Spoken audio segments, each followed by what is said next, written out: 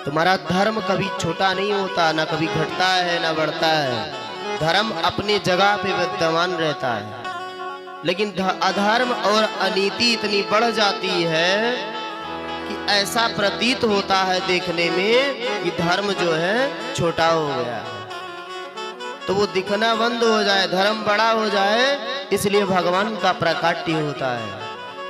और भगवान किसी राक्षस के लिए नहीं आते हैं कि वो राक्षस प्रकट हो गया है तो उसको मारने जाना है, नहीं। गुरुदेव भगवान कहते हैं कि भगवान का जन्म जो है अपने भक्तों के कल्याण करने के लिए होता है, वो किसी राक्षस के लिए नहीं प्रकट होते हैं। जब कोई राक्षस उनके भक्तों को कोई कष्ट पहुंचाता है, पीड़ा पहुंचाता है, तो उससे पहले भगवान को पीड़ा होती है।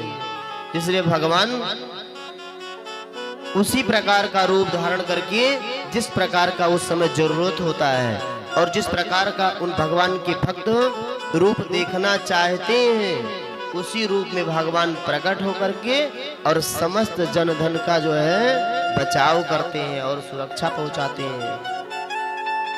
तो बाबा ने कहा, पार्वती ये है भगवान के पृथ्वी पे जाने का कारण। लेकिन राम जी क्यों बने, नर रूप में क्यों गए? इसका कारण है, इसमें एक समय में भगवान बैकुंठ धाम में निवास कर रहे थे, तो भगवान के जो दूत हैं पार्षद जय विजय को सनकाद ऋषियों ने श्राप दे दिया कि जाओ तुम 3 जन्म तक राक्षस हो जाओ। उन्होंने 3 बार भगवान से मिलने का आग्रह किया, तीनों बार उन्होंने मना कर दिया कि नहीं, अंदर जाने का किसी को आदेश नहीं है। तो सनकाद ऋषियों ने भगवान के गुप्त पार्षदों को श्राप दे दिया कि जाओ तुम 3 बार मना किए, 3 जन्म राक्षस रहो।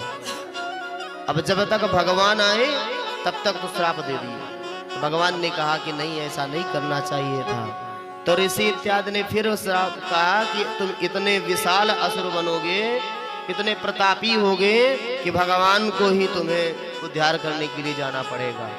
तो देवी ये प्रथम कारण हुआ भगवान को है पृथ्वी पे जाने का।